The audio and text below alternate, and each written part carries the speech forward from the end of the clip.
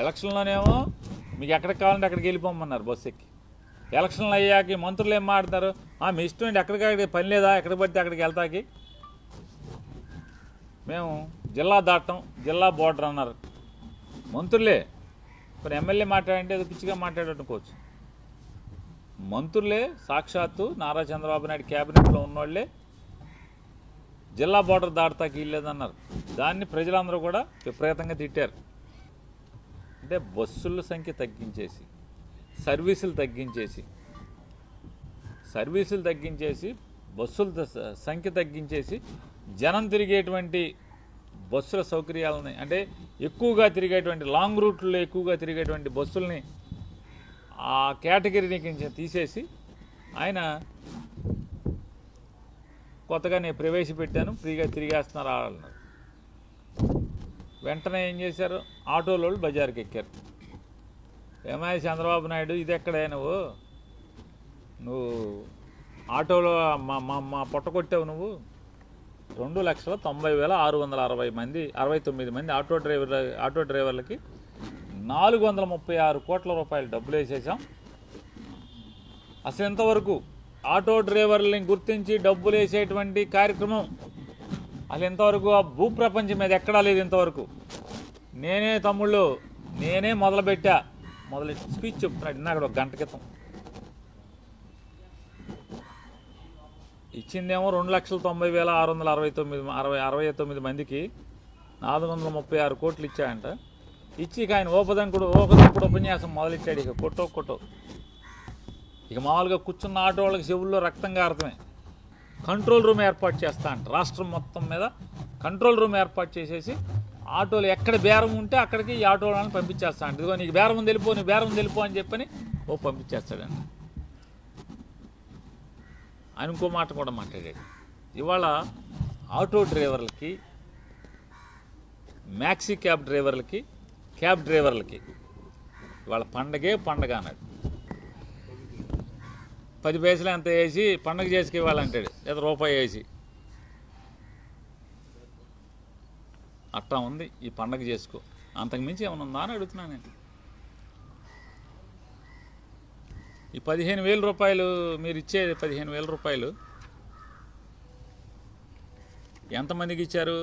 2,90,000 మందికి. ఏలూరు బహిరంగ సభలో ఆయన ప్రకటించారు పాదయాత్రలో. ఏమని? సొంత ఆటో ఉన్నటువంటి, సొంతంగా ఆటోని నడుపుకుంటూ, అంటే కొనుక్కుని ఫైనాన్స్ మీదో బ్యాంకు మీదో కొనుక్కుని నడుపుకునే వాళ్ళు ఎవరైతే ఉన్నారో దాని మీద బతికే వాళ్ళందరికీ కూడా సంవత్సరానికి 10,000 రూపాయల చొప్పున 5 ఏళ్ళు 5 బదులు 50,000 రూపాయలు ఆటో వాళ్ళకి ఆదుకుంటాకి వేస్తాను. నేను ఇచ్చే దాంతో వాళ్ళేమి ఇవాళ చంద్రబాబు నాయుడు పండగ చేసుకునేదే ఉండదు. కాకపోతే ఎంతో కొంత వేడి నీళ్ళకి చన్నీళ్ళ తోడులాగా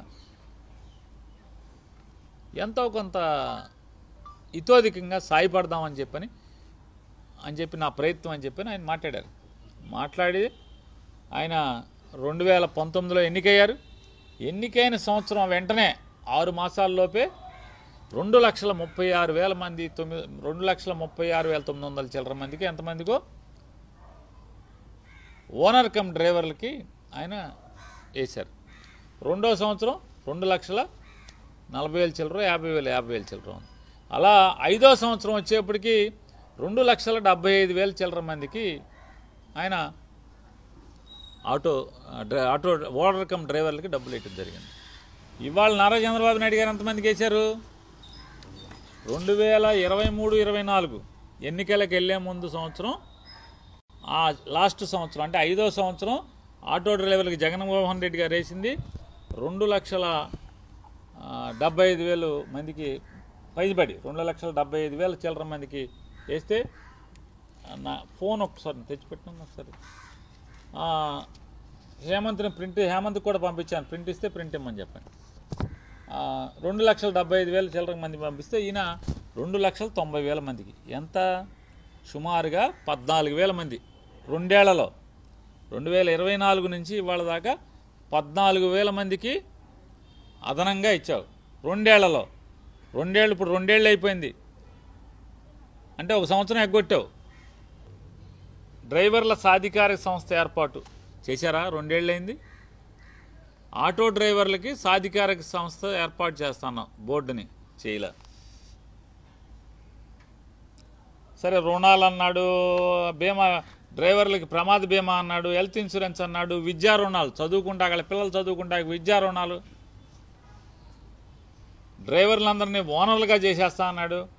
వాహన కొనుగోలుకి 4 లక్షల రూపాయల వరకు 5% వడ్డీకి గవర్నమెంట్ నుంచి లోన్ ఇస్తా అన్నాడు. మేనిఫెస్టో. ఎవరికన్నా ఒక్కడికి 4 లక్షలు తప్పున ఒక్క ఆటో కొనిచ్చారు ఎవరికన్నా మీరు? ఒక్కడికి. ప్రమాద సౌకర్య బీమా ఎవరికన్నా ఇచ్చారా? 10 లక్షల బీమా అన్నారు. ఆటో డ్రైవర్ యాక్సిడెంట్గా చచ్చిపోతే 10 లక్షల బీమా వచ్చేట్టు ఇన్సూరెన్స్ చేస్తా ఉన్నారు ఫ్రీగా. చేశారా? చేయలేదు కదా. హెల్త్ ఇన్సూరెన్స్ చేస్తా అన్నారు, చేయలే. పిల్లలకి చదువులకి రుణాలు ఇప్పిస్తా అన్నారు, ఇప్పించలా. అసలు విషయం ఇక్కడ వచ్చింది. ఏమంటారు? బ్యాడ్జి కలిగిన ప్రతి ఆటో డ్రైవర్కు, ట్యాక్సీ డ్రైవర్లకు, హెవీ లైసెన్స్ కలిగిన ప్రతి లారీ టిప్పర్ డ్రైవర్కు ఏటా 15,000 ఆర్థిక సాయం. జియో 21 రద్దు చేసి ఫైన్ల భారం తగ్గింపు. ఈ ఫోన్లో కొడతా ఉంటారు కదా ఫైన్లు, అది రద్దు చేసేస్తా అని చెప్పాడు. గ్రీన్ ట్యాక్స్ తీసేస్తా అని చెప్పాడు. ఇది పెట్టి ఈయన ఎవరెవరికి? బ్యాడ్జి కలిగిన ప్రతి ఆటో డ్రైవర్కి, ట్యాక్సీ డ్రైవర్లకి, హెవీ లైసెన్స్ కలిగిన ప్రతి లారీ టిప్పర్ డ్రైవర్కి చేశారా ఇవాళ అని అడుగుతున్నాను.